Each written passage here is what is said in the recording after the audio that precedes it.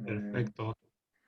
Antes que nada, muchas gracias, Oscar, por tu tiempo.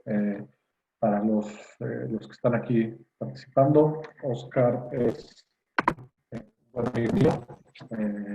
Nos conocimos en BBVA ya hace unos años. Oscar lleva bastante tiempo en portafolio management, aproximadamente 10 años, CFA, mucha experiencia en el mercado mexicano, ahorita en Alemania también, somos vecinos y pues bueno, antes que nada, muchas gracias y creo que tu opinión es muy valiosa. Entonces, Perfecto. Muchas eh, gracias. Nada más veo que está deshabilitada la posibilidad de mostrar mi pantalla. claro que sí. Si me Eh, puedes ayudar este, habilitando ahí. voy a, ya lo puedes hacer, ya lo puedes hacer. Ok, perfecto.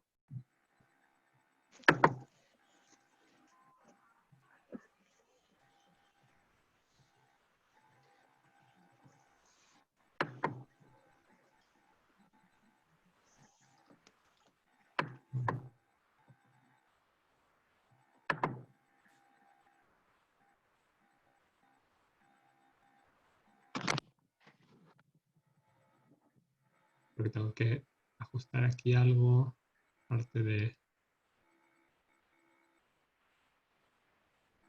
Ahí está mejor. Ok, ahí pueden ver la presentación. Sí, Perfecto. Pues sin más, yo creo que empezamos. No sé si tienes alguna lista de participantes, pero aquí en Alemania suelen ser muy puntuales y bueno, vamos a mantener las tradiciones. Em, es un poco de conceptos básicos sobre el manejo de portafolios.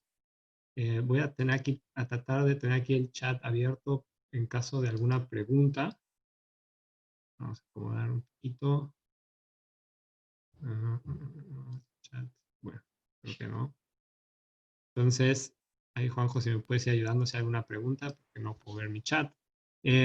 Y pues sí, como lo platicaba Juanjo, he estado un poquito en temas de inversión. Trabajé un tiempo en BBVA Asset Management. eh, También estuve en UBS, trabajé para la banca privada en la Ciudad de México. También para Banorte en banca privada y actualmente me encuentro haciendo un MBA en la escuela de WHU, aquí en Alemania. Y estoy escribiendo mi tesis de maestría con Racing GmbH, que es una empresa que se dedica al tema de inversiones eh, a muy bajo costo para Europa, principalmente Alemania, pero ahorita con presencia ya en varios países. La pregunta que todos nos hacemos es ¿en qué invertir? Y esa es la pregunta del millón de pesos. Y no estoy seguro que a lo mejor con una hora sea suficiente para poderla contestar, pero vamos a intentarlo y vamos a tratar de verlo desde la óptica de cómo lo hacen los grandes manejadores de inversiones, los portfolio managers. Y como diría aquí cualquier asesor, diría, pues depende, ¿no? En invertir, lamentablemente, la respuesta es que depende y vamos a ver, pues, de qué depende. Los conceptos básicos que vamos a aprender son los siguientes. Empezando por definir muy sencillamente el tema de rendimiento y riesgo. El rendimiento lo vamos a entender como ganancia o pérdida de resultado de mi inversión. Y de las poquitas fórmulas que vamos a ver el día de hoy es simplemente la del rendimiento efectivo. Eh, Creo que todo el mundo se la sabe, pero simplemente es mi inversión inicial, ¿no? En este caso 100 pesos y mi valor actual, ¿no? Entonces, mi valor actual dividido entre la inversión inicial menos uno me da, en este caso, un rendimiento del 10%. Súper sencillo. Y al riesgo lo vamos a denominar como la posibilidad de perder dinero. También otro concepto que tenemos que entender clave es la tasa libre de riesgo. La tasa libre de riesgo la da los bancos centrales de cada país o región. En el caso mexicano, sabemos que últimamente Banxico la recortó a 6%. En Estados Unidos sigue en 0.25, básicamente cerca de cero. Y en Europa, depende cómo lo veas, es cero, ¿no? Eh, Más adelante vamos a ver por qué esto es importante cuando hablemos de la frontera eficiente y hablemos de la armada de portafolios. Vamos a ver por qué es importante saber dónde está nuestra tasa libre de riesgo. Bien, a ver, ahí nomás, que hemos visto tasas negativas ya en Alemania, ¿no? Sí, en Alemania ese es un tema muy, muy interesante. Eh, Existen, por supuesto, tasas negativas, sobre todo a nivel gubernamental, las tasas negativas están ahí. También es cierto que a la hora de pedir un crédito, las tasas siguen estando encima de cero, sí muy bajas, pero todavía encima de cero. Generalmente cuando uno ve noticias de tasas negativas para créditos, son más un tema de publicidad que de realidad, ¿no? Sobre todo hay una empresa que se dedica mucho a eso y entonces le da una tasa negativa al 1% de sus clientes, saca el anuncio, pero todo el 99% del resto de sus clientes tienen otras tasas, ¿no? Incluso, por ejemplo, en Racing, que hay inversiones de corto plazo, eh, todos los bancos que están participando pagan tasas positivas. También no muy alejadas de cero, pero positivas. Para entender el rendimiento, yo creo que no hay nada mejor que hacer un ejercicio de rendimiento compuesto. El rendimiento compuesto es un arma de destrucción masiva, ¿no? Básicamente, sobre todo cuando está en tu contra, pero cuando está a tu favor, pues es algo verdaderamente maravilloso. ¿Cómo entender el rendimiento compuesto? Vamos a hacer un ejercicio muy sencillo y es, vamos a tener una cantidad inicial de 10,000 pesos, ¿no? Y vamos a suponer que durante 40 años invertimos esos 10,000 pesos y logramos obtener una rentabilidad del 10%. Si logramos hacer eso, en el primer año pues tendríamos una utilidad de 1,000 pesos, con lo cual tendríamos un valor final de 11,000. Luego al siguiente año tendríamos 1,100 con un valor final de 12,100. El tercer año ganaríamos ese dinero, otra vez 10% y nos seguiríamos así, ¿no? Si hacemos esto por 40 años, 10,000 pesos, sin aportar más dinero, sin retirar dinero también, terminarían en 452,000 pesos. Nada mal, ¿no? Ahora, cuando hablamos de riesgo, la moraleja aquí es tratar de minimizar el riesgo lo más posible. ¿Qué pasaría si en esos mismos 40 años, en 2 años, pierdo el 20%? Solamente en dos. En este caso, en el año 15 y 36, y podemos ver que el resultado de perder solamente en esos 2 años 20% es de 239,000 pesos. Entonces pasamos de 452,000 pesos a 239,000 pesos solo por 2 malos años en 40. ¿Cómo medimos el riesgo? La buena noticia es que en general no hay que ser muy matemáticos para medir el riesgo. En estos dos gráficos pueden ver Apple y Tesla. Son los rendimientos diarios durante los últimos 5 años. Y así a bote pronto, a lo mejor si tuvieras un poquito más de formas de interactuar, les haría un poll, pero creo que todo el mundo puede notar que Tesla a legua se ve que es mucho más volátil, ¿no? Y si lo medimos con la desviación estándar, podemos corroborar. La desviación estándar anual de Tesla en los últimos 5 años ha sido 52,7%, mientras que de Apple ha sido 28,7%. Ahorita la desviación estándar no nos dice mucho. Más adelante vamos a tratar de entenderla. Pero definitivamente hay cosas que en el mundo de las finanzas podemos observar sin hacer un solo cálculo, ¿no? Otra cosa que hay que entender es, al final de cuentas, por qué invertimos, ¿no? Y hay un profesor que escribió un libro en 2010 acerca de lo que realmente quieren los inversionistas. Y él identifica 3 cuestiones que los inversionistas requieren o realmente quieren. Y uno es el beneficio utilitario, ¿no? Nadie en este mundo invierte sin pensar que va a ser dinero, ¿no? Entonces hay una expectativa de generar rendimiento. El otro es un beneficio expresivo, ¿no? Al momento de invertir, uno está haciendo una especie de voto. Está escogiendo Apple sobre Tesla, Microsoft sobre Amazon. Hay una parte de expresión de me estoy expresando, estoy escogiendo empresas de responsabilidad social, no estoy escogiendo empresas que inviertan en armas, cosas así, ¿no? Entonces, y también habla de que creemos de alguna forma en la economía. Y al final hay un beneficio emocional y mucho ojo al tema emocional, porque este beneficio emocional nos va a hablar de estabilidad y control de vida. Cuando invertimos, tenemos una sensación de que tenemos estabilidad y control de nuestras vidas. Para poder hacer una definición propia de cómo invertir, tenemos que hablar de muchos más temas, lamentablemente, ¿no? Eh, Uno de ellos es los objetivos de inversión. ¿Para qué estoy invirtiendo? En este sentido, podemos hablar de objetivos absolutos, podemos hablar solamente de dinero, decir, quiero 50,000, quiero 100,000 pesos, quiero ahorrar 200,000 pesos. Objetivos relativos, en donde simplemente digamos, quiero maximizar mi inversión, ¿no? Tenemos que definir, obviamente, el horizonte de inversión. Y el horizonte de inversión va a estar dado por, de alguna forma, el objetivo. Si mi objetivo es el retiro, pues el horizonte de inversión está en automático dado esa edad y a ese momento. Eh, y mi horizonte de inversión también es cuánto tiempo puedo estar sin esos recursos, ¿no? Cuánto tiempo deseo no tener acceso a esos recursos para que estén invertidos. También tenemos que hablar del perfil del inversionista.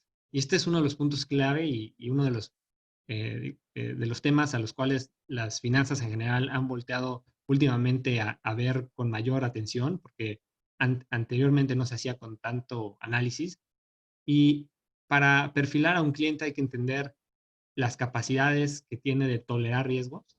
Eso tiene que ver con una cuestión financiera, que tenga finanzas sanas y que realmente la volatilidad de los mercados pues no vaya a generar un menoscabo mayor que pueda incluso eh, dañar su estilo de vida. Y el otro es el deseo de tomar riesgos. Y aquí hay también suele haber a veces una desconexión importante. No porque la gente tenga dinero, por ejemplo, o aparente tener dinero, quiere decir que es alguien que desee tomar riesgos. Muchas veces el deseo de tomar riesgos tiene que ver con la manera en que ese dinero se ha logrado. Las personas que han logrado dinero a través de ahorro constante o un trabajo estable, son menos propensas a de pronto invertirlo todo en la bolsa a aquellas personas que han logrado su dinero a través de inversiones o empresas o otro tipo de situaciones similares. Entonces, el perfil de inversionista es clave para escoger nuestras inversiones. Luego tenemos que hablar de restricciones. Hay algunas inversiones que están simplemente fuera de nuestro alcance, ya sea por nuestro perfil de inversionista o porque son para inversionistas con mayor capital o porque en el caso, por ejemplo, que fuéramos ciudadanos americanos, hay muchos sistemas financieros a los cuales no podemos accesar. Em, y también necesidades de liquidez. Dentro de estos objetivos y dentro de este horizonte, probablemente tenga necesidades de liquidez, ¿no? Entonces, también tengo que considerar eso. Hay otras cuestiones como aspectos legales y buscar vehículos que sean lo más amigables con cuestiones de impuestos y fijar al final de cuentas un benchmark o punto de referencia. Y un benchmark o punto de referencia solo lo vamos a fijar siempre y cuando tengamos un objetivo relativo. Si nuestro objetivo es absoluto y solamente queremos generar 50, 100 mil pesos, pues ese es el benchmark, ¿no? Esa es nuestra medida y así lo haremos.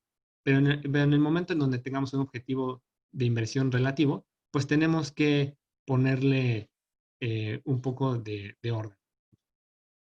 Los objetivos de inversión anteriormente se pensaban que eran único por persona, ¿no? Digamos, inversiones tradicionales era una persona, un objetivo de inversión. Sin embargo, ahora las cosas se han flexibilizado un poco al grado tal de que podemos tener múltiples objetivos de inversión y cada objetivo de inversión tener su propio riesgo. En este esquema que están viendo, podemos ver que en el caso del retiro, pues es el ahorro que tiene mayor riesgo, pero tiene mayor riesgo en los primeros años y después, conforme se va acercando al retiro, este riesgo disminuye. Una de las grandes pecados, a mi parecer, en el tema de inversiones, es que los asesores o los mismos clientes a veces no disminuyan el riesgo conforme se están acercando a sus objetivos. Eso quiere decir que la persona que está a punto de jubilarse siga invirtiendo al 100% en acciones y algo como lo del coronavirus suceda y de pronto el 30% de todas sus inversiones que han tenido ahí por muchísimos años se pierda, ¿no? Entonces es muy importante que conforme nos acercamos al objetivo de inversión, también la volatilidad y el riesgo en el que nos estamos exponiendo disminuya. El perfil del inversionista, como les decía, tiene que ver con la capacidad, tener finanzas sanas o en equilibrio y una reserva para momentos de crisis. Definitivamente, invertir cuando no se tiene esa capacidad o invertir cuando incluso se tienen deudas, pues no es aconsejable. También tiene que ver con el deseo de cómo he manejado mi dinero y si he delegado o tomado acción propia. El delegado y tomar acción propia nos habla mucho de cómo esa persona va a recibir la asesoría. Hay personas que son más, como diríamos en inglés, do it yourself, les gusta tomar iniciativa propia, y hay personas que son generalmente más propensas a tomar asesoría. No hay, no hay bien o mal, pero es un punto que definitivamente tenemos que tomar en cuenta a la hora de asesorar a alguien. Como diría aquí Einstein, en la física, todo es relativo, ¿no? Y por eso todo manejador de inversiones debe fijarse un punto de referencia. También, si voy muy rápido, por favor háganmelo saber, de preferencia en audio, porque no puedo ver el chat. Aquí estoy tratando de responder las preguntas, como van viniendo. Perfecto.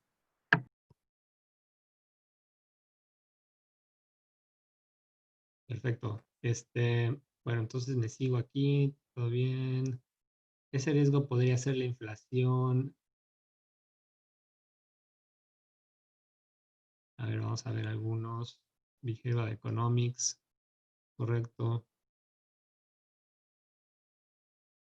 ¿Cuál es la diferencia entre la tasa libre de riesgo y la de interés? ¿O son lo mismo? Pues depende de qué lado estés, ¿no? Si, por ejemplo, tienes un crédito, la tasa libre de riesgo más unos cuantos puntos extra va a ser lo que vas a pagar. Por ejemplo, una tarjeta de crédito generalmente dice algo así como TIE, que es una referencia, es una tasa de referencia, más X puntos, eso es lo que le pagas, ¿no? Si estás del otro lado de la moneda invirtiendo y tienes algo como CETES directo, donde puedes obtener la tasa de CETES al 100%, pues entonces esa tasa libre de riesgo se vuelve el interés que te va a generar la inversión, ¿no? Nunca había escuchado sobre rendimiento negativo. Pues sí, cuando pierdes tienes rendimientos negativos. De rendimientos en Europa. Sí, ese es todo un tema. ¿Qué más? Perfecto. Preguntas para el final. Podemos regresar a la frase anterior. Perfecto. Regresamos a la frase anterior Si quieres, rápidamente. Oscar, bueno, si hay alguna pregunta que yo pueda responder, la voy respondiendo. Y así tú continúas con la presentación, ¿no? Perfecto. Porque creo que Un buen tip sería que cuando hagan una pregunta y yo después vaya por ellas al final, o ya sea que al final hagan las preguntas, en la pregunta pónganme el número de slide y va a ser más fácil saber a qué parte se están refiriendo en la presentación. Bien. Entonces, decíamos unos ejemplos, ¿no? A ver, el dinero bajo el colchón, ¿qué rendimiento tiene? Nada, ¿no? Ahí está. ¿Cuál es el riesgo? Pues que me lo roben, ¿no? que alguien llegue y de pronto pues ya no haya dinero bajo el colchón, ¿no? Luego está la cuenta de cheques. Y la cuenta de cheques le puse mejor una carita así porque pues básicamente es casi cero, ¿no? Ahí el riesgo, por suerte, es nulo y además está protegido por el IPAP, ¿no? Entonces, aunque estemos en el banco más dudoso de México, eh, mientras sea banco y va a estar protegido por el IPAP y no va a haber problema. Luego, por ejemplo, está el pagaré bancario, ¿no? Está viendo el de BBVA 91 días, tienes que estar ahí 91 días y te pagan el 4.90% anual, ¿no? También riesgo cero y volatilidad cero. Ese te paga porque te paga. Y luego tienes, por ejemplo, los CETES, ¿no? Eh, a lo mejor hice un poco una generalización de CETES, no sé exactamente si los CETES están pagando 6%, pero pues sí, definitivamente tienen que andar por ahí los CETES, 6%, también riesgo y volatilidad cero. Entonces, si vemos estos ejemplos, creo que sería muy fácil decir cuál es la mejor inversión. Todo el mundo diría, pues el CETES, ¿no? Y luego llegaría alguien y diría, oye, pero si la inflación está en 3.25, pues ya el dinero bajo el colchón no solamente se ve mal, pero se ve pésimo, ¿no? Porque además de que no está generando, literalmente está perdiendo poder adquisitivo, ¿no? O sea, ese dinero cada vez conforme pasa el tiempo, compra menos cosas de las que antes solía comprar, ¿no? La cuenta de cheques, pues también negativo.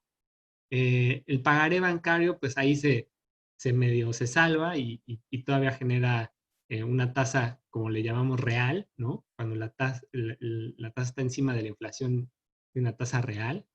Eh, los CETES, pues no les va mal, ¿eh? No les va mal. La inflación últimamente ha estado muy contenida.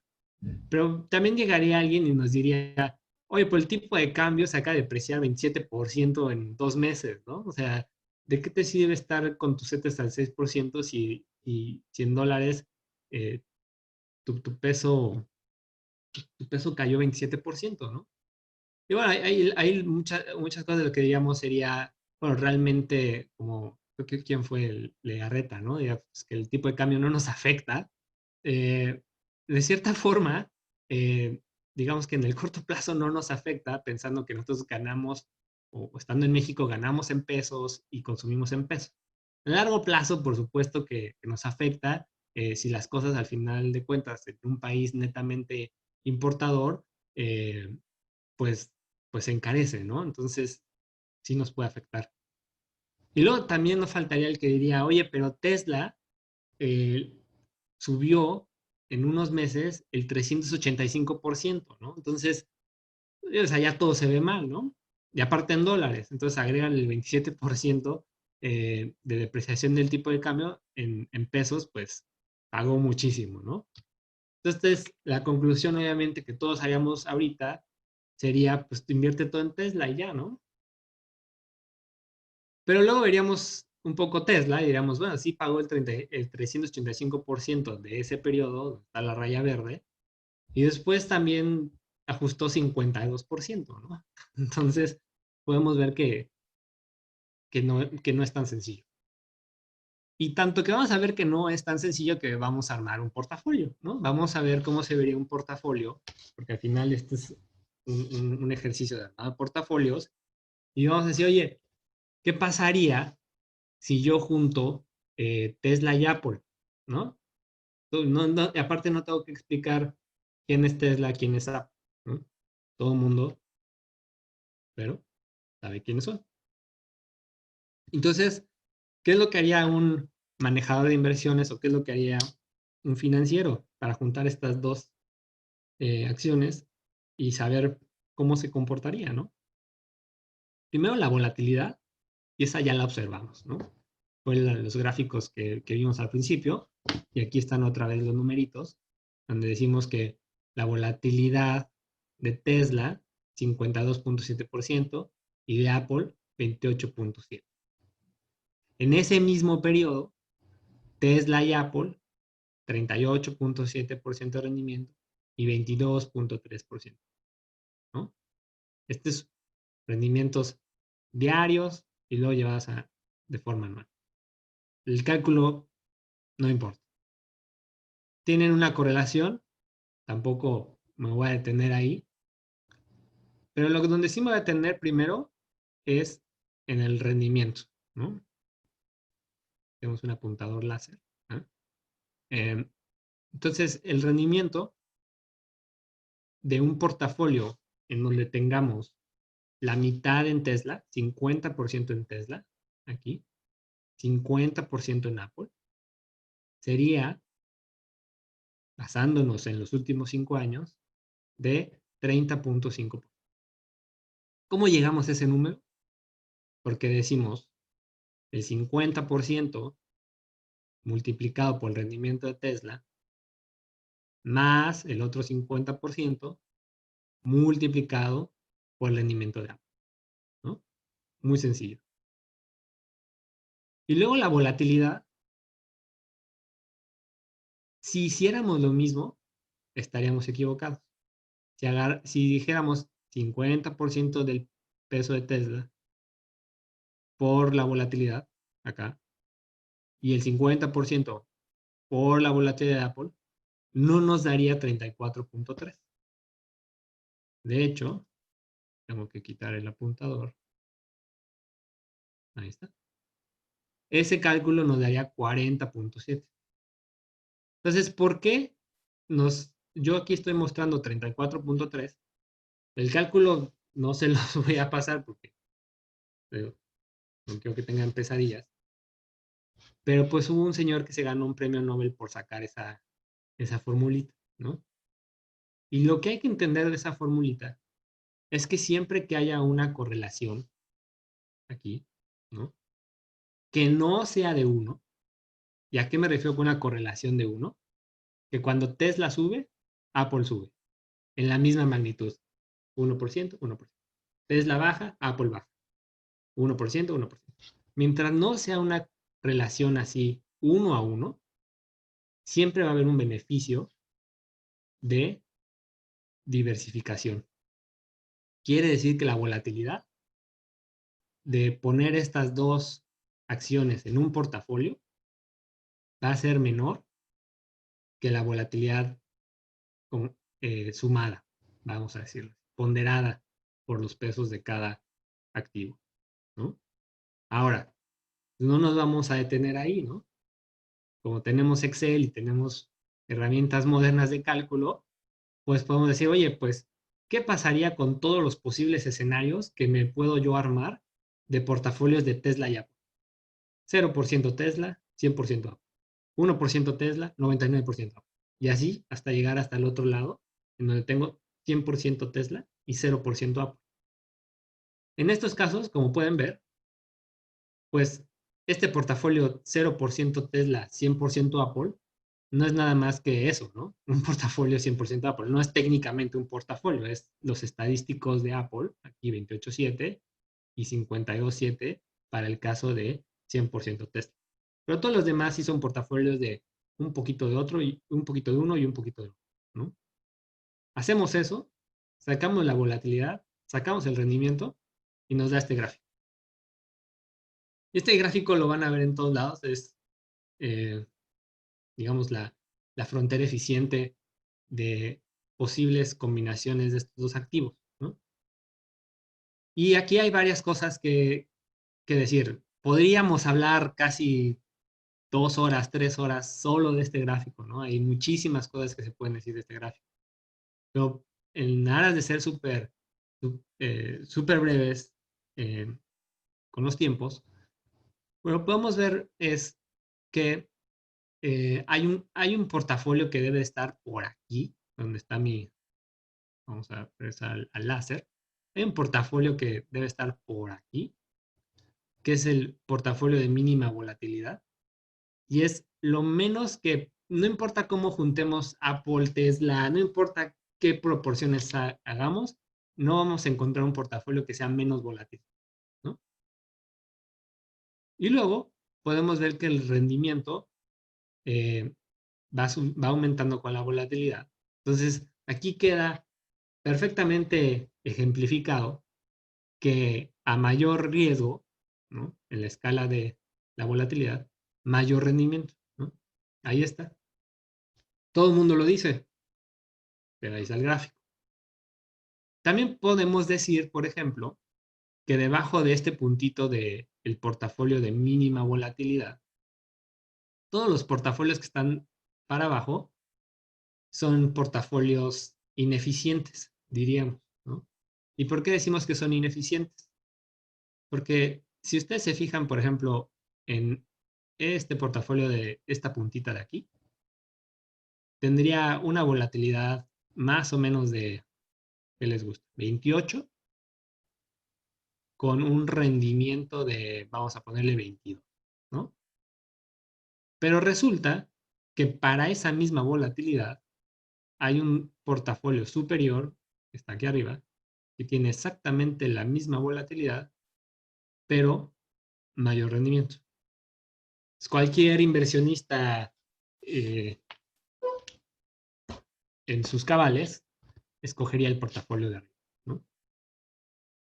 Y otra cosa que hay que observar es que de todos estos portafolios, siempre va a haber uno que tenga la mejor relación riesgo-rendimiento. Quiere decir que para la volatilidad que tiene y el rendimiento que nos da, va a haber uno que sea el mejor. Y ese portafolio va a estar por aquí. En este caso es más o menos 33% de Tesla y 66% de Apple. Ese es el mejor, ¿no? Entonces digamos, bueno, pues ya está, ¿no? Ya, se acabó. Y la pregunta ¿es esta una buena selección de activos? O sea, ¿hace sentido hacer algo así? Por ejemplo, juntar Tesla, Apple, decir, este es mi portafolio y con este me voy a jubilar. Pues probablemente no. Y la respuesta de por qué no es porque tiene un alto riesgo intrínseco. ¿Y a qué nos referimos con alto riesgo intrínseco? No es otra cosa más que decir que si Tesla truena, se lleva el 33% de nuestro portafolio, ¿no? Es un riesgo muy alto a lo que pueda hacer Tesla, ¿no? A lo que se le pueda ocurrir a Elon Musk. La otra cosa que podríamos observar es que por más que los combinemos, no dejan de ser portafolios de muy alta volatilidad. Y aquí van a tener que creerme un poco, porque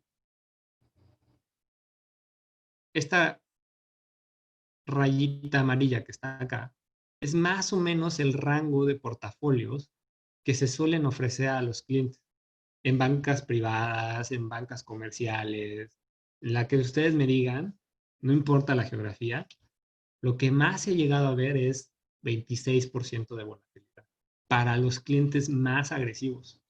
Entonces, hasta para un cliente agresivo típico, esto es un portafolio muy riesgoso, ¿no? Y no hay que olvidar que al menos en pesos, tenemos una tasa libre de riesgo aquí pegada a 0% de volatilidad que paga el 6% en pesos, ¿eh? Y la otra es un tema que se llama valor en riesgo, del cual, por cierto, Juanjo es un experto, ¿no? Eh, donde podemos identificar la máxima pérdida esperada. Y en este caso, está aquí, y la verdad es que no se ve muy bien poder decirle a un cliente, oiga, mire, pues si usted invierte, vamos a poner así tranquila la cosa, 5% en Tesla y 95% en Apple, la máxima pérdida esperada en un año es de 46% o lo que viene siendo casi la mitad de su dinero, ¿no? Ahora, ¿por qué es grave? Pues por lo que veíamos al principio, ¿no?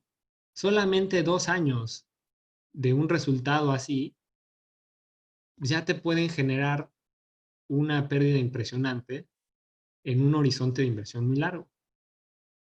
Entonces, ¿qué es lo que hacen los grandes manejadores de inversiones? Y para eso vamos a brincar al tema de clases de activos. Para las clases de activos, una buena analogía que funciona es pensar en los organismos vivos, ¿no? En los reinos animales. Es lo que veíamos en la primaria. Y haciendo la investigación para la presentación, me sorprendió mucho ver que en algún momento de la historia, pues no faltó el que dijo, para mí las plantas y los animales son la misma cosa. ¿eh? Aquí están, todos juntos. Pero bueno, parece ser que ahorita vamos en 8 reinos animales, pero creo que queda muy claro eh, que se trata de clasificar y encontrarle un poquito de orden a las cosas. Cuando hablamos de clases de activos en el mundo de las finanzas, podríamos pensar en 4 grandes clases de activos. Efectivo, donde tendríamos el dinero bajo el colchón, los pagarés, los CETES, todo eso que es básicamente efectivo. Luego lo que tendrían siendo las acciones, como Cemex, América Móvil, Amazon, Google, Apple. Luego lo que llamamos renta fija, y lo de renta fija es un nombre, pero no es fijo, hay que entenderlo. Y ahí tendríamos, por ejemplo, en el caso mexicano, los bonos M, los UDIbonos y bonos corporativos, ¿no? Los bonos que las mismas empresas llegan a colocar. Cuando hablamos de bonos, hablamos de la deuda, ¿no? O sea, la deuda que estas empresas contratan a veces puede ser con bancos y a veces puede ser literalmente con el mercado. Y entonces a los que estas empresas les deben es a todos los accionistas, ¿no? Y luego tenemos inversiones alternativas. El caso de bienes raíces es una inversión alternativa favorita, ¿no? Eh, la gente suele invertir mucho en bienes raíces, hay todo un tema ahí por explorar. Luego están las materias primas, ¿no? Oro, mejor oro no está en materia prima, pero petróleo, sobre todo que ha estado muy de moda el tema con la cuestión esta de los precios negativos. Luego podremos hablar de hedge funds, son aquellos fondos que se dedican a utilizar principalmente derivados para hacer apuestas contracíclicas o estrategias de inversión muy sofisticadas. Y luego podemos hablar también del capital privado, que son aquellas empresas que se dedican a financiar empresas a nivel privado, que pueden ser eh, como inversionistas o también para adquirirlas y juntarlas en grandes corporaciones, ¿no? Cualquiera de esos dos sabores. Todas las clases de activos, así como el tema animal, va a tener sus subclases de activos, donde podemos agregar todos estos por tamaño, sector, geografía, tipo de emisor, si es gubernamental, si es privado, la misma calificación crediticia de las calificadoras crediticias que ustedes conocen como Fitch, Moody's, todos, ¿no? Vamos a poner un ejemplo de cómo ubicaríamos a Cemex en el mapamundi mundial, en el mapamundi de activos, ¿no? Podríamos decir que Cemex está en el grupo de las acciones globales, pero también está en el grupo de las acciones mexicanas, ¿no? Y ahí encontraríamos a Cemex. También podríamos decir que Cemex es parte de los materiales básicos o de la industria de materiales básicos, de la industria de materiales para la construcción. O podríamos decir que Cemex también por capitalización es una empresa de alta capitalización. Eso quiere decir el tamaño de la empresa. Es una empresa de alta capitalización en México. También está dentro del grupo de acciones de países emergentes y pues podríamos hasta decir que está en el grupo de acciones de responsabilidad social global, ¿no? Todas estas subclases de activos no significan nada al final de cuentas si no tenemos una forma de cómo medir su rendimiento, ¿no? Si no tenemos una forma de saber cómo le ha ido a las acciones globales, a las acciones mexicanas, a la industria de materiales para la construcción, etcétera. Para eso existen unas cosas que se llaman índices, seguramente ya han hablado, ya han escuchado de ellas, en donde, por ejemplo, en México la más popular es el IPC, ¿no? O sea, el IPC tiene 30 a 35 empresas de la más alta capitalización en México y esas empresas van a ser representativas, en este caso, de lo que veníamos diciendo que es las acciones mexicanas, ¿no? Por ejemplo, en Estados Unidos, otro índice muy popular es el S&P 500. Y el S&P 500 va a tener 500 empresas de la más alta capitalización. acción en Estados Unidos. También hay otro, por ejemplo, que es el Dow, que nada más tiene 30 empresas, o está el Nasdaq, que es conocido como el índice tecnológico, pero la verdad es que también tienen muchas otras empresas que no son de tecnología, ¿no? Va a haber muchos índices. También va a haber índices sectoriales, que era lo que decíamos. Entonces, por ejemplo, en Estados Unidos hay un índice que es el S&P Financial Select Sector, que va a tener que tiene 67 empresas, todas financieras, principalmente bancos, ¿no? Y en Europa va a haber muchísimos índices de las bolsas europeas. Uno de los más famosos es el Eurostoxx, donde lo que se pretende es tener un índice que mida el desempeño de las empresas europeas, ¿no? Y luego vamos a tener ETFs, que son ya los productos de inversión, lo que podemos comprar y vender, que van a replicar estos índices. Pues en el caso del IPC, está el Nasdaq. En el caso del S&P, está el SPY o también el IBB de iShares. Ambos replican el S&P. En el caso del sector de financiero está el XLF, en Europa hay EZU y hay muchísimos más, ¿no? Y cada ETF pues tiene sus consideraciones tanto fiscales como de cómo tratan los dividendos, cada cuánto hacen el rebalanceo, etc. Entonces, cuando hablamos de subclases de activos, la imagen se empieza a poner mucho más interesante, pero también mucho más compleja, ¿no?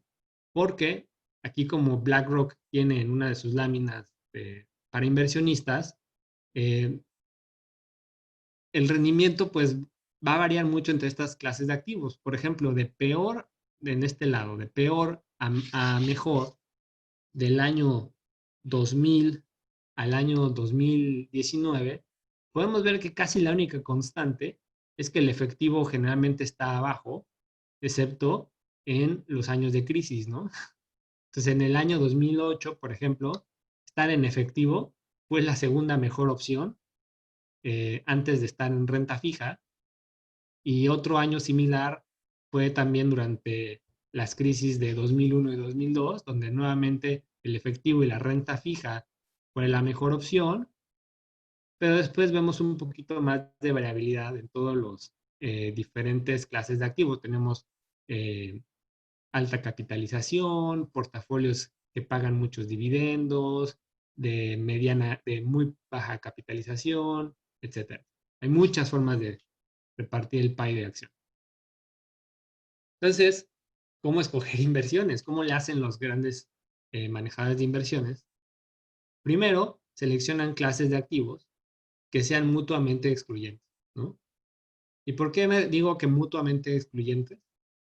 Porque si nosotros pensamos en la lámina anterior del S&P 500 y de su ETF, y luego nos acordamos que había un ETF de financiero, pues es muy probable que si compramos ambos ETFs, estemos duplicando algunas acciones, ¿no?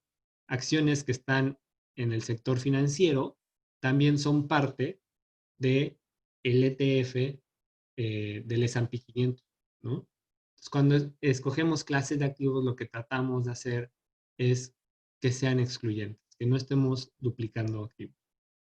Y luego estar en regiones, sectores, industrias con sólidos fundamentos y que entendamos, ¿no? Muchos inversionistas los agarró sorprendidos el movimiento del petróleo y lamentablemente por no entender cómo funcionan los futuros, pues hubo pérdidas bastante grandes. Luego entender cómo se construyen estos índices, quién los hace y revisar los precios y los armados, en este caso los ETF. Si no existe ETF, se puede pensar en comprar de forma directa los activos que forman parte de este ETF y sobre todo revisar la liquidez del mercado. Otra cosa que hacen los grandes manejadores de inversiones es analizar el escenario para invertir de dos maneras, top-down y bottom-up. En el modo top-down pasan de lo macroeconómico a lo chiquito. Entonces empiezan por preguntarle a sus economistas cuáles son sus expectativas de crecimiento para el mundo o para ciertos continentes o para ciertas regiones. Por ejemplo, es muy común analizar Asia, pero quitarle el efecto de Japón, porque Japón se considera una economía totalmente diferente al resto de Asia, o analizar a los mercados emergentes todos juntos. Seguramente habrán escuchado en algún momento hablar de los BRICS, ¿no? Que simplemente es una clasificación que a alguien se le ocurrió, y como esas hay muchas, ¿no? Esto es lo que hacen los manejadores de inversiones, hacen su análisis top-down para ver dónde puede haber oportunidades de inversión. Y por el contrario, hay quien hace también bottom-up, que es decir, voy a estudiar empresa por empresa y no me va a importar mucho la economía.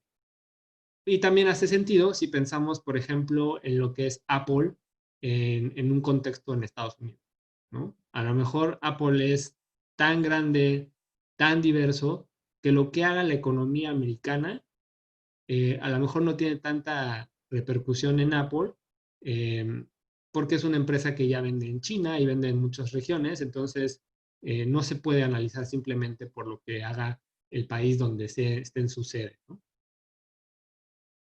También en este sentido del top-down, hay que entender los ciclos económicos, hay que entender dónde estamos.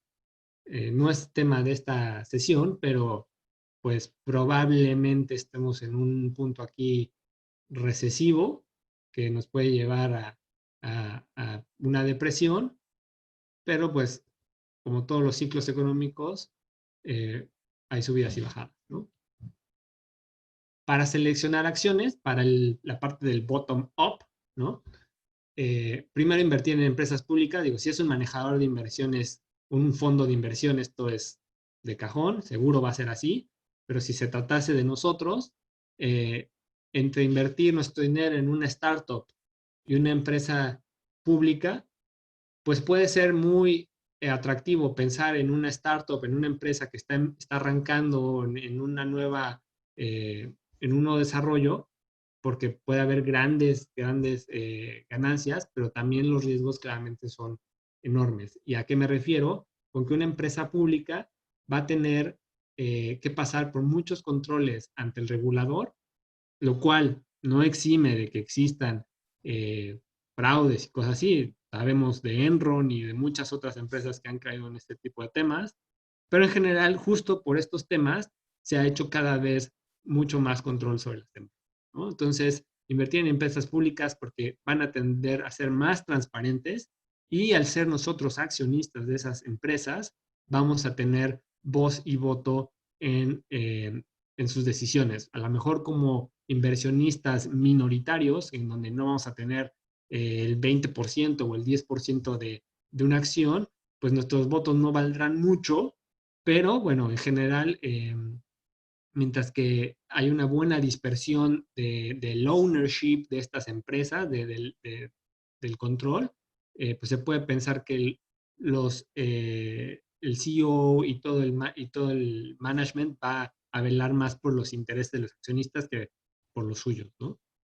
Y la siguiente es invertir en acciones que se entienda cómo generan dinero, ¿no? Un caso clásico es decir, a ver, todo el mundo entiende cómo funciona McDonald's y todo el mundo entiende cómo funciona Coca-Cola, entonces no hay por qué razón de pronto irse a buscar empresas que pueden parecer en el papel muy interesantes, pero nadie sabe bien cómo funciona la industria de los microchips, ¿no? Por ejemplo.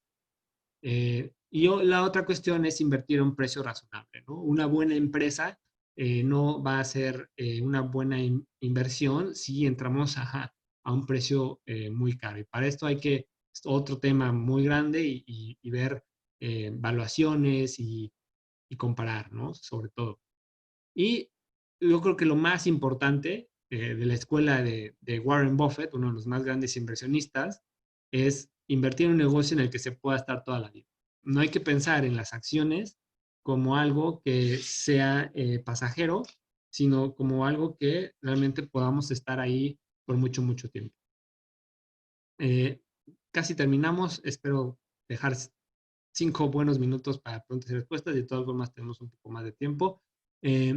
Y obviamente diversificar. A ver, vamos a tratar de unir aquí algunos temas. Hicimos un portafolio con Apple y Tesla y nos dio una figura similar a esta. Un manejador de inversiones no va a ser un portafolio con Apple y Tesla. ¿Por qué? Porque todo lo que sabemos sobre diversificación nos indica que al menos se requieren 30 o más acciones para lograr que ese riesgo que conocemos como intrínseco, el riesgo de cada una de estas empresas, se disminuya adecuadamente y que no nos impacte tanto. Entonces necesitamos muchos más números de activos. Por eso es que un manejador de inversiones va a usar clases de activos, va a usar ETFs, que van a tener muchas más empresas para las cuales podamos construir un portafolio. Y lo siguiente, el primer punto que veíamos justo al principio, que es la tasa libre de riesgo. Una vez que yo haya identificado el mejor portafolio de esta mezcla de clases de activos que voy a hacer, vamos a pensar 30% CETES, más 30% acciones mexicanas, más 40% acciones americanas, ¿no? Que ese fuera un portafolio eficiente. No estoy diciendo que ese sea el caso, pero que ese fuera nuestro portafolio eh, que hayamos seleccionado. Siempre vamos al final de cuentas a poder juntarlo con la tasa de libre de riesgo local para poder optar por portafolios aún más conservadores de lo que nos daría nuestro portafolio mínimo de riesgo que quedamos que estaba en esta puntita de aquí, ¿no? Y extender la posibilidad de portafolios que tenemos juntando este portafolio con la tasa libre de riesgo. Como les decía, este es un tema que nos podemos llevar muchísimo más tiempo, pero el mensaje es eh, invertir siempre en un portafolio de mercado que esté hecho por varias clases de activos, bien diversificado, que represente lo que conocemos del mercado bursátil y que además tengamos una posición de tasa libre de riesgo justamente como un barómetro del riesgo que queremos tener en general en nuestro portafolio. Y esas dos cosas van a generalmente funcionar bastante bien. Termino con una cuestión. ¿Fondos o ETF? ¿No? Los fondos, la mayoría de los fondos de inversión son activos, es decir, que tratan de obtener un rendimiento por encima del benchmark, ¿no? Entonces, un fondo va a determinar un benchmark que puede ser el NASDAQ, puede ser el S&P 500 y puede decir, este es el benchmark al que le quiero ganar. Y como le quiero ganar, voy a cobrar más. Un ETF, en cambio, solamente va a replicar el índice y no va a tratar de ganarle. Solamente está replicando el rendimiento. El efecto de los costos es bastante significativo. ¿Se acuerdan del ejercicio inicial que hacíamos con 10% de rendimiento anual? Si lo hacemos solamente con el 9%, quiere decir que cada año nos cobran un 1% de comisiones por manejo de la cuenta. Entonces, bajamos a 319,000 pesos, de 452,000 pesos por el 1% de comisiones. En cambio, si tratamos el armado de nuestros portafolios con 30.30%, o sea que tenemos un rendimiento anual de 9,70, el rendimiento es de 407,000 pesos. Habremos perdido solamente cerca de 48,000 pesos por el efecto de las comisiones. Pues pensar en los costos nunca sobra. Este es mi contacto y con gusto escucho sus preguntas.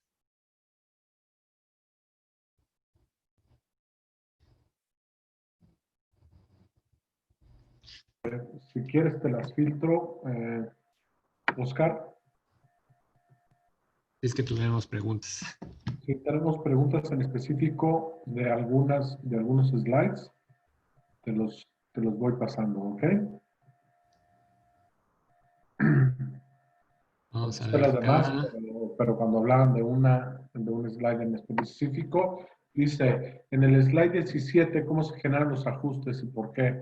¿Dónde podemos obtener la fórmula explicación para obtener la volatilidad correcta?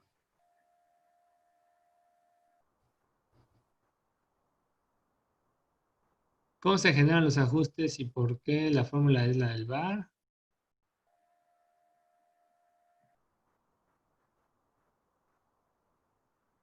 Volatilidad del portafolio. ¿Cuál es la diferencia entre capital privado y acciones? Ya lo respondí. Capital privado son fondos de capital que invierten en acciones que no son públicas en general. Correcto. ¿Dónde consultamos el nivel de correlación? ¿Con qué datos los calculamos? Se calcula con datos históricos de los movimientos de las acciones. Hay grandes que se calculan con Bloomberg. Exacto. ¿En qué sentido estamos protegidos por el IPAP? Si no mal recuerdo, es hasta 2 millones de pesos por cuenta, dependiendo del tipo de inversión, pero todo lo que es chequera y pagarés están más que cubiertos. Ahorita que están hablando de los derechos que tienen los accionistas para tomar decisiones de la compañía, ¿se tienen obligaciones una vez que se adquieren acciones?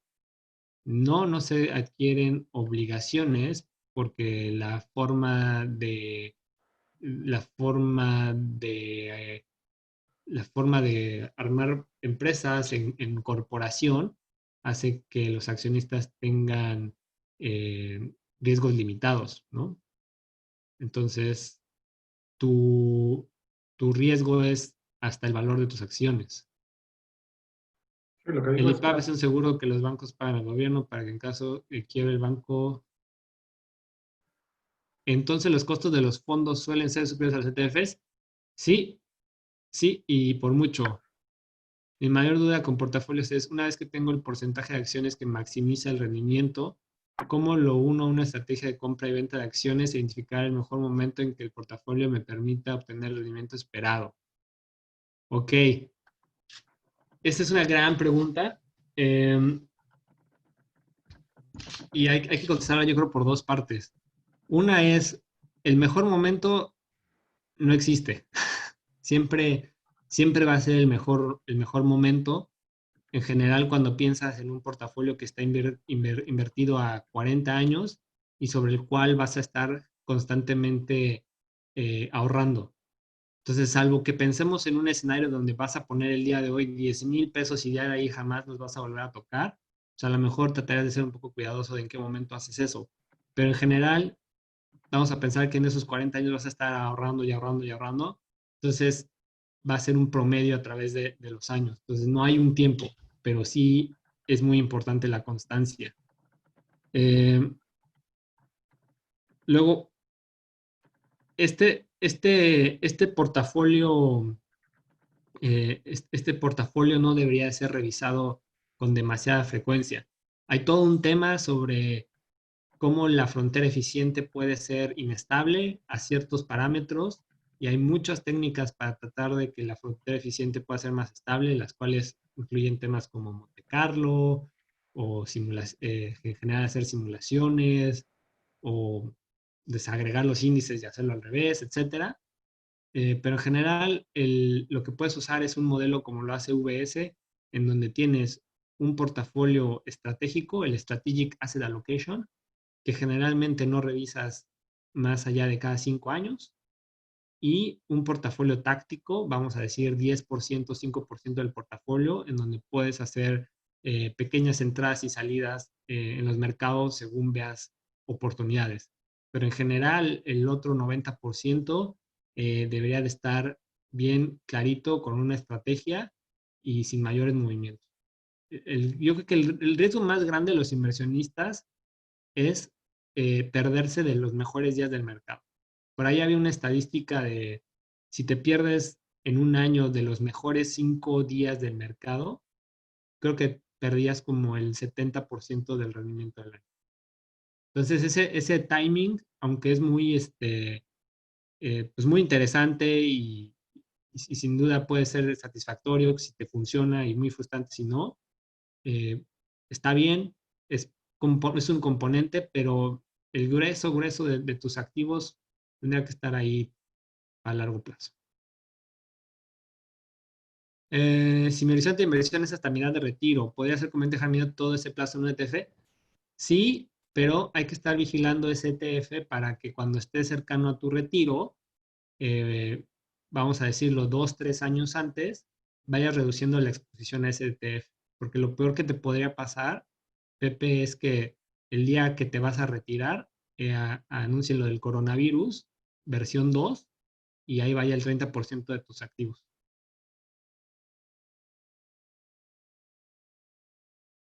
¿Qué vemos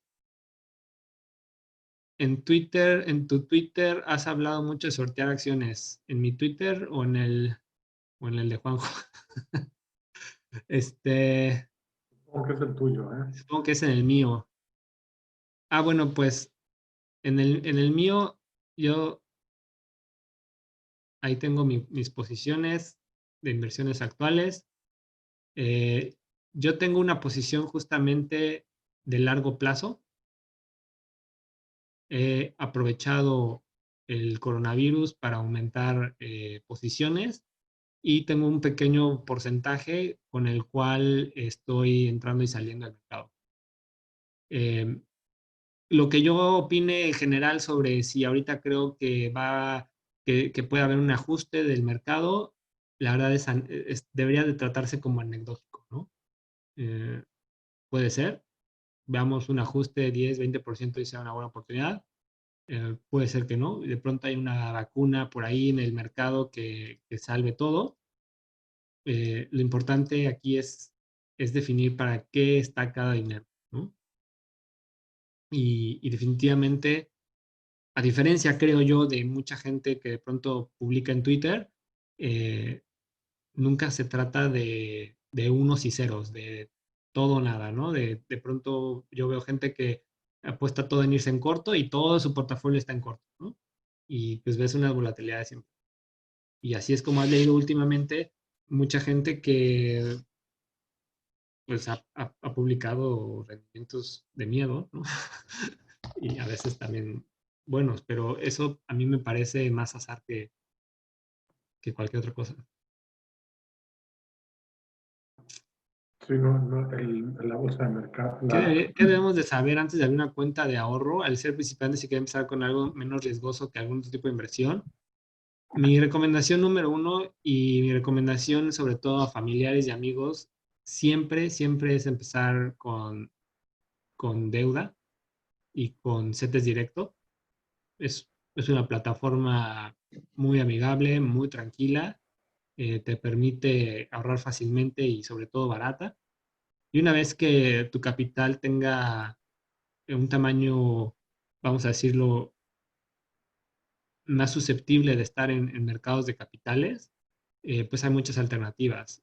Está la opción, básicamente hay dos alternativas. Está la opción donde lo vas a hacer tú o se lo vas a dar a alguien más, ¿no? Si lo vas a hacer tú, tienes que abrir una cuenta en, vamos a decir, GBM o ¿quién más está? Eh, Actinver, Cuspid, creo que tu micrófono está en mute, Juan. Actinver, Cuspid, Está Actinver, está GBM, está punto Actinver, casa de bolsa, eh, está, ¿quién más? Inbursa, me parece. Sí, punto. Banamex tiene también su AxiTrade. Ahí lo importante que hay que ver es el negocio de, el negocio de las casas de bolsa obviamente está dentro de que tú seas muy activo, ¿no? Entonces, si vamos a un esquema de inversiones para largo plazo, la idea es que no seas muy activo. Entonces, lo ideal sería fijarse en una cuenta que no te cobre por manejo de cuenta, ¿no? Que a lo mejor te cobre por operar, pero no una cuenta mensual por tener tu dinero ahí. ¿Qué impuestos graban los CETES? Los CETES retienen, si no me equivoco, porque cambia cada año y bueno, no vamos a meternos en temas políticos, pero la nueva administración aumentó lo que los CETES retienen de entrada, entonces me parece que retienen casi hasta 1%, uno y tantos por ciento. Solía ser 55, 0.55%, pero lo subieron bastante. Al final de cuentas, todo eso computa a 1.45. Eh, al final de todo los CETES computan a tu ISR. Entonces, los intereses que generes por CETES, bonos y todo eso van a tu cuenta de ISR. Entonces, puedes considerar que al final de cuentas computan hasta el 35%. Pero puedes generar pocas ganancias aunque sea comprando con pocas acciones, ¿no? Sí, o sea, el dinero no, o sea, el monto no está peleado con el tema de comprar acciones. Lo que pasa es que se ha puesto muy caro el tema de las acciones, ¿no? Entonces, una acción de Amazon hoy te sale en 60,000 pesos.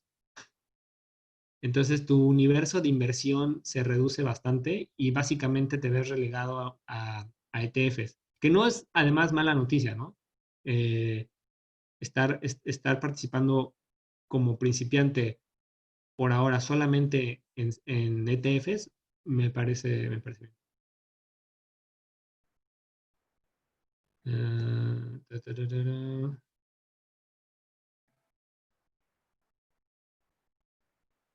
Creo que ya no tenemos más preguntas.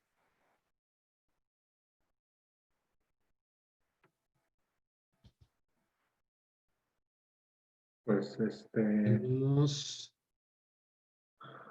si quieres, ya de está 60. grabada la... A lo mejor no te estoy escuchando. Ah, Battery 50%. creo que ya. A ver ahí, Juanjo. ¿Me escuchas? Ah, ya te estoy escuchando. Está grabado el webinar, lo vamos a compartir. Te agradezco mucho, Oscar. Como siempre, pues muy atinado, ¿no? A mí me gusta mucho que eres muy estudioso en este tema, ¿no? Y conoces bastante. Entonces, espero que haya sido, que la gente haya aprendido. Yo también aprendo, ¿no? Entonces, te agradecemos mucho a nombre de PipTrade, de la Bolsa Mexicana de Valores, Toggle, de Tradier, de TradeHub, de todos nuestros partners que te hayas tomado este tiempo. Excelente, ¿no? Pues con muchísimo gusto y cuando gusten. ¿Tienen algún otro comentario, alguna otra pregunta? Aquí en el chat ya se nos va, Oscar.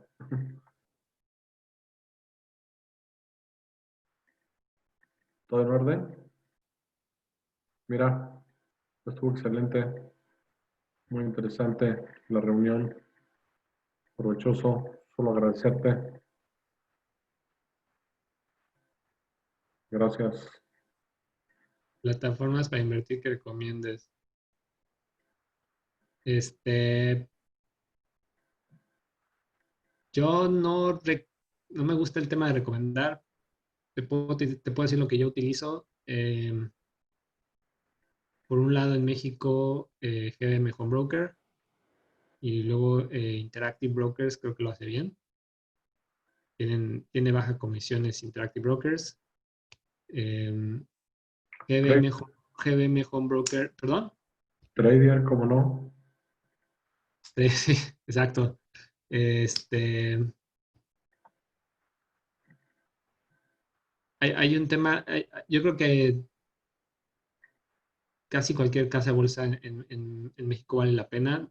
Mi énfasis nada más está en el tema de cuidar las comisiones por manejo de activos, las comisiones por a veces el manejo de datos en línea. También hay que decirlo, ¿no? Los fondos de inversión no dejan de ser una opción para empezar a ahorrar. Y aparte, para abrir una cuenta para invertir en un fondo de inversión, generalmente va a estar ligado a tu banco. Entonces no tienes que estar haciendo cuestiones de más. Es muy sencillo. Plataforma de Forex que consideres buena. Eh, no soy muy fan del Forex, pero tal vez sea porque personalmente no es algo que se me dé muy bien. Eh, la que me parece muy interesante es Saxo, porque te permite hacer opciones sobre FX y tienen el tipo de cambio mexicano. En muy pocas otras puedes armar opciones eh, plain vanilla y algunas exóticas a discreción que no sean una banca privada muy grande. Entonces, esa puede ser, pero no es barata. Otra que es barata interesante es Oanda. Y tienen tiene un API donde puedes conectarte y jugar ahí con tus algoritmos. Entonces, está interesante. Muy bien, pues ya viste ahí que hay algunos Perfecto. comentarios de segunda ronda. Listo. ¿Eh? Que estén ¿Sí? muy bien. Órale. Bueno, gracias a Chao. todos. De Exacto, igual Eric. forma se les va a mandar este webinar y sobre todo gracias a ti, Oscar. Que estén muy bien. Hasta luego. Bye bye.